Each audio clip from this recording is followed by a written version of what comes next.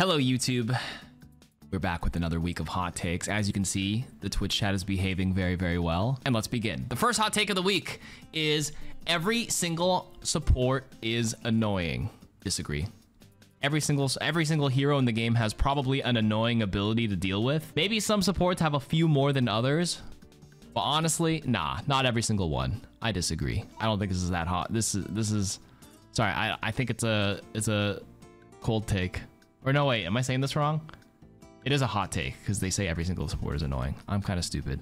Elo is only fair in a 1 versus 1 situation, chess, StarCraft, etc., where it is just your skill versus your opponent that defines whether you rank up, rank down, or hit your 50-50. This is where I belong. It does not work and has never worked for teams, saying you are exactly where you're supposed to be while 4 other people on your team and 5 other people on the opposite team decide your fate a lot more than you do is erroneous, to say the least. I'm not gonna lie, I never said that word out loud before. Erroneous. But you've been 5 stacking all season, so can't game the system, then claim it's fair. I would sort of agree, actually, where Elo is probably better, more indicative and more a fair representation of your skill in an exact 1 versus 1 situation.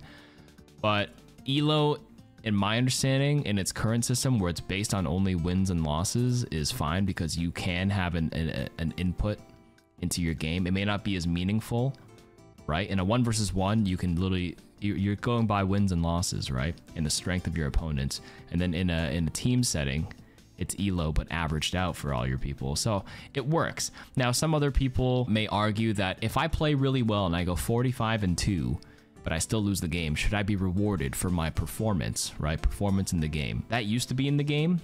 There is some merit to it. It's not like I don't understand it, but it can get abused, and there are going to be some outliers, of course, like with any system, where some people were, you know, going 35-45. They were winning less games than they were losing and still climbing, which also doesn't seem fair when you see somebody like that.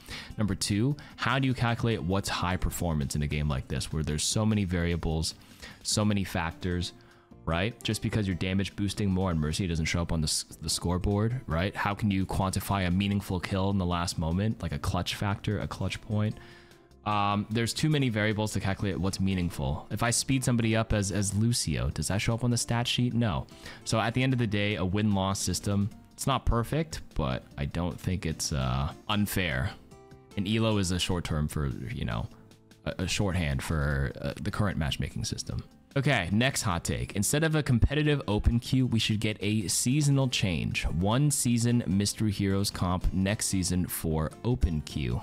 You know, I don't disagree with that. Probably because I don't play the other modes. Some people love having an always on mode for open queue and whatever, but having or making the modes a bit more exclusive, one at a time, to limit the amount of modes and the spread of the population may sort of increase the popularity of it. Because obviously right now, when you queue into certain modes, you get ridiculous queue times. I really like Mystery Heroes comp, but like near the end of the season, it kind of the interest kind of wavered down. So I would say even not even once a season, probably just like once every mid-season, and then after the mid-season a second mode becomes popular. Things like that would garner interest, because was there not like a matchmaking or wasn't there like a developer blog from Aaron that kind of showed the distribution of the player base, where the majority of people were playing quick play, or sorry, more people were playing competitive early on and then less for quick play, and very, very few people are spread into the other modes. So trying to bring some interest there seems to be a decent idea. It's actually a common piece of feedback, so not a hot take, but relevant feedback. You're not saying that anything's... See, it is a common piece of feedback. There we go, from Katie. Thank you for confirming. Thank you all individually. Next hot take. This season killed solo queue, because now I'm facing up against groups a lot more than I was before. Before, I played with other solo queue players that also use their mics. Now I'm with 3 or 4 stacks who are in Discord and don't join VC.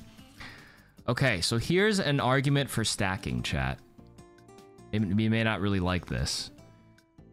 You say it kills solo queue. It may feel worse when you play up against stacks, but I actually implore you guys to track your data, whether you are winning a solo queue versus stacking, because in a lot of cases, sometimes stacking isn't that much better than you think.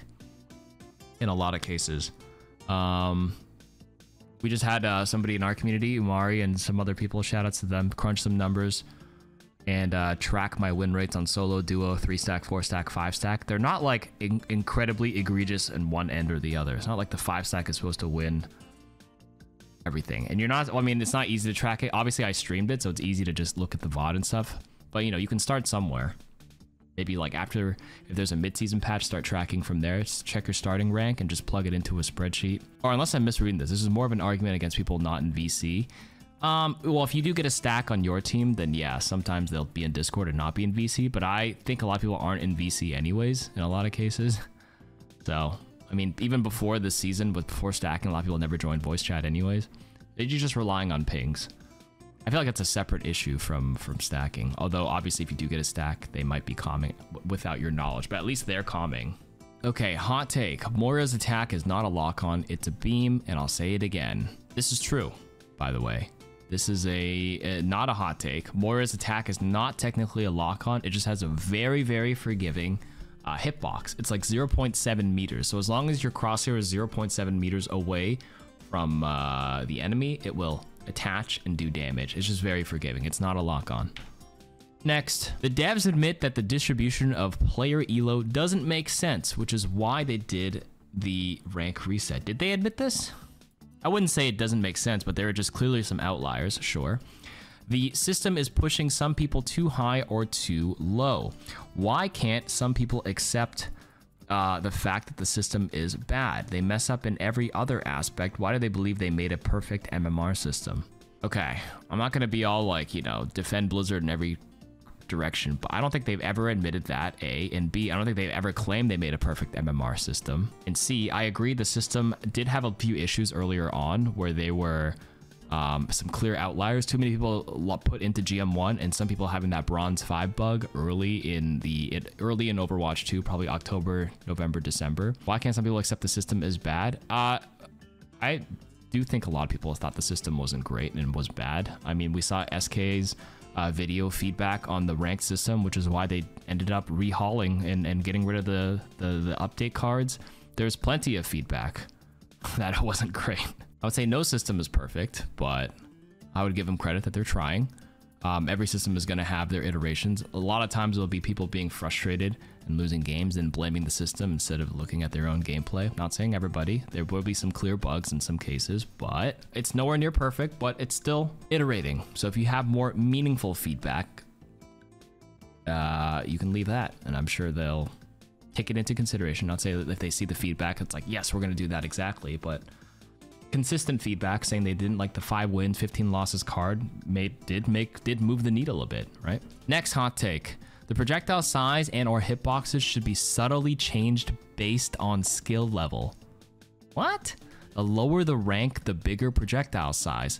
This would give lower ranks more training wheels that come off in small increments as a player climbs to aid in the issues with some characters feeling broken or irrelevant at different levels of play. Whoa. That is quite a hot take. I've never heard this before. I don't think this is a troll. Like, I can sort of see the theory with the training wheels, but no, what? Sandbagging to bronze so you shoot logs and lasers? How would quick play work with this? Nah, this is... I mean, I don't even need to say anything. I mean, you guys said it all over here. When you watch this video on YouTube, this is probably what you're all thinking. This is one of those, like, bruh moments. Next. Hot take. As a tank main, the anti-Moira whiners have themselves to blame. While Ana is a high skill expression hero, hitting sleep or anti on a tank is such a low expression play that even a silver Ana can do it 75% of the time, but deletes tanks instantly.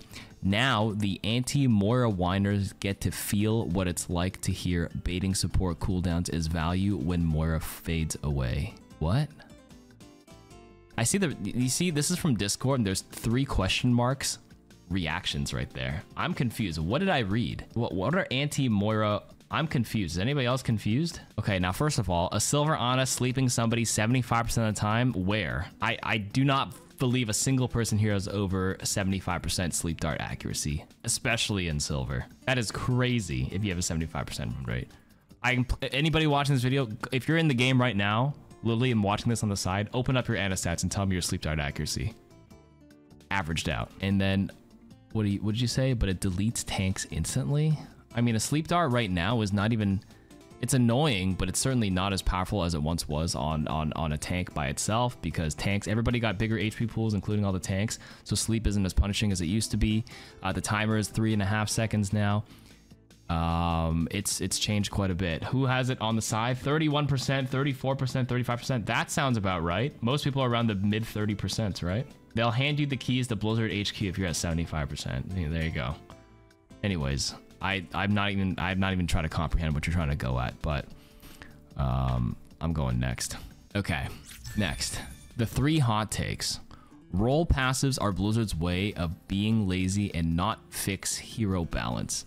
Role passives act like blanket rules, that's true, which either don't help, balance, or overbuff heroes. They should implement individual, potentially multiple passives to every hero instead. Okay, role passive being lazy and not fixing is, I disagree with that. I think there is some merit to having like a global passive for each role, like all the tanks having less knockback and all that kind of stuff. It should be meaningful to the role. All the DPSs feeling like a DPS. I wouldn't say they're lazy. Role passives act like a blanket rule, which you said. That's true. That's basically what it is. It is a global rule applied to the role. You said they either don't help. Well, I disagree. I think they certainly do help.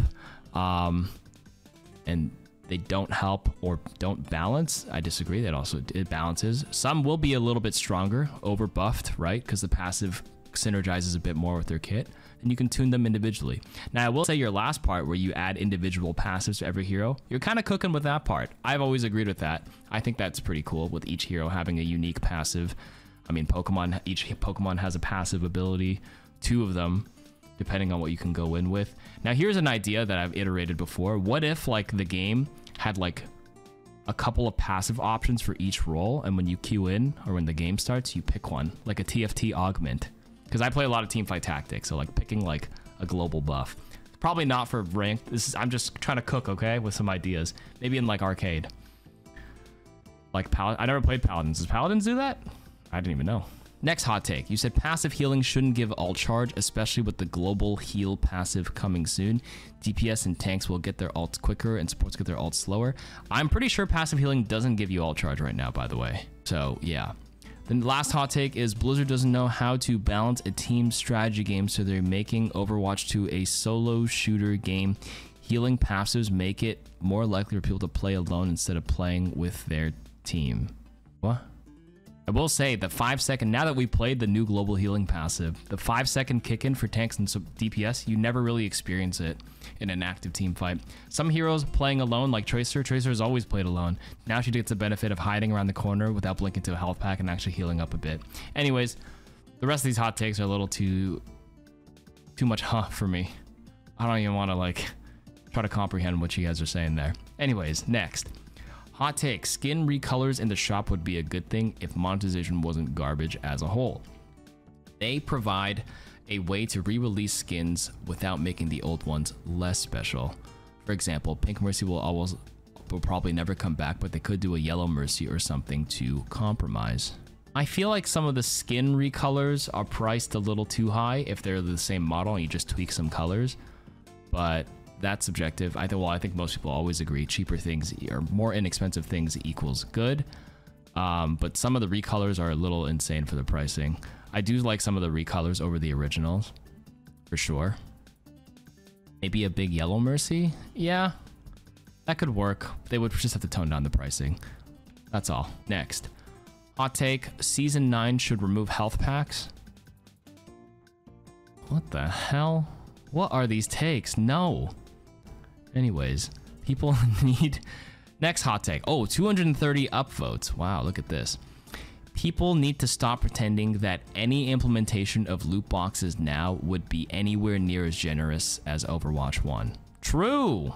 Not a hot take at all. People ask, bring back loot boxes. Like, you still hear this every day after a year and a half. But if they do, it's like 1 item. It would no way would it ever be 4 items yet again. That's actually true. Also, they wouldn't bring back loot boxes at this point. The business model is completely shifted for a free-to-play game anyways. But yeah, it wouldn't be as generous. Maybe you have to buy keys, like all this Counter-Strike and League. You have to buy keys or earn shards or tokens. Too much currency. It confuses me when I play other games and come back and look at the systems everybody has. Some of these are repeating. Okay, another hot take. Rating certain heroes because they're decent in 1 or 2 maps and horrible everywhere else doesn't warrant them being rated as B or A tier.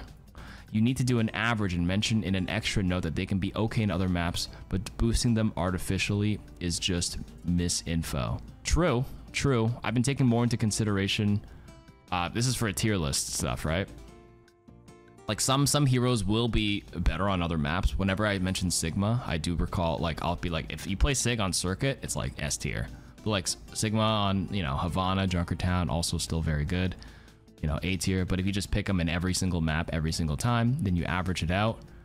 Yeah, B tier. But like, or not like high B plus. I think Sig is still very good on some of the other maps on certain points too. But it's that kind of goes for a lot of heroes too. Like, would you play Reinhardt second point Numbani when there's so much high ground, or first when you attack? Not really, but like third point, it could actually work. You know what I mean? It just depends on the layout of the map. So you sort of average it out, and Widow as well on certain points. So I don't disagree with that. I think it's a pretty decent take. Super hot take. I miss Briggs' shield bash being able to stun. What do you mean? It still does. It just feels kind of empty now. That just might be because I got used to an Overwatch 1. Same feeling with Mei's primary not freezing, but that's just me. Yeah, I think you miss CC. I don't, but you do you. Sounds like it's just you. Briggs still stuns in her ultimate. The shield bash has power elsewhere. They wanted to remove some CC in the game. They made it so it's only available in the ultimate, which is a fair trade-off. But bash in Overwatch 1 used to not proc the Inspire passive. It does in Overwatch 2. That's a benefit. It still does 50 damage right now, which is decent, but I think popping the passive is the biggest buff that it gave to it. So anyways, and also don't bring Mei's primary back. I don't think anybody misses that, to be honest with you. So might just be a you thing. It does feel like a hot take. All right, 2 more. Next, hot take. Hanzo should get his scatter shot ability back since he can't one-shot most squishies. No. He already ricochets with Storm Arrow. I think people don't like getting killed by bullshit, okay? Scatter Arrow was so random and so bullshit when you're 400 HP Zarya and you walk and the guy just doesn't have to aim at you. He aims at the ground and you died. It was so stupid. Or you'd randomly walk around and a random stray arrow from a previous scatter went around and it was just RNG and you just randomly died from it. The current Hanzo, the Storm Arrow actually ricochets right now, and it feels super annoying to die to it. There's some skill with calculating some geometry and getting certain angles, sure, but like, if I'm around the corner and Hanzo's just allowed to shoot the wall behind me to kill me, that feels annoying. I won't lie to you. It is mostly luck, though, in a lot of cases, so not my favorite mechanic. So you should definitely not bring back his Scatter Arrow ability, because no. Okay, last hot take. Ooh, a completely different take on the DPS passive here. The DPS passive is good for the game because it teaches players to take more cover and off angles instead of relying on the support to keep everyone up who's face tanking damage. And I say this as a support player. However, the projectile sizes and DPS passive, especially its effects on our poor tank, needs more tuning. Some heroes also need tuning so they don't get left behind in this new era, like giving a little bit of a healing buff to low healing output support and other stuff for DPS heroes. You're kind of cooking with this. Like this patch, the Season 9 patch, definitely amplified your use of natural cover because you do get blasted in the open despite the HP buffs. I agree. You definitely need to take way more cover now or else you lose your life. Number 2, I would actually say effects on tanks need more tuning. Also agreed. You know how tanks kind of have like the blanket rule where they get less knockback and CC, or actually the individual ability is tuned right now against tanks. So Sleep Dart normally sleeps, what, 5 seconds? But on tanks specifically, it's 3.5. Why not just add the tenacity stat or like something to reduce CC or effects on a tank by like 20%? Or like whatever, or like 33%. So like stuns are 33% shorter on tanks. The DPS passive is 33% less effective. So 33% of 20% is what? 6.5? No, 6.66, right? So 6.66% less. So it's like a 13%, rounded down, rounded up, 13% healing reduction on tanks. Their knockback is slightly reduced as well. I mean, they already gave the knockback rule to it, but just add some tank rules so they're just not blasted to death. 13.34, there you go. I'm trying to do some mental math. It's not very good. That's, I do think, well, I don't think, I hear it from all the tank players that this season feels the worst for tanks. Despite a lot of them getting buffs, like HP wise and everything, they still get blasted even harder this patch. But yeah, this isn't really a hot take. This is good. This is based. Some heroes do need some tuning so they don't get left behind. I wouldn't say giving a healing buff right now to low healing output supports. Like who? Mercy? Who's like a low healing output support that's not offset by higher utility? A Lucio maybe at first if you're mostly on speed, but at the end of the day, he's getting value in different ways. I don't know if I agree with adding more healing right now because that was a problem before. You have to make sure you want the heroes that have low healing output to offer value in other ways then, so it's not just simply raw pocket healing. Because getting pocketed nonstop back-to-back felt frustrating for a lot of players, and that's the whole point of them alleviating some of those issues, right? I'm going to cut it off there. Thanks for submitting them. Make sure you leave yours in the comment. Don't write a giant essay. Make it so I can at least read it within a reasonable amount of time. I'll see you guys next week.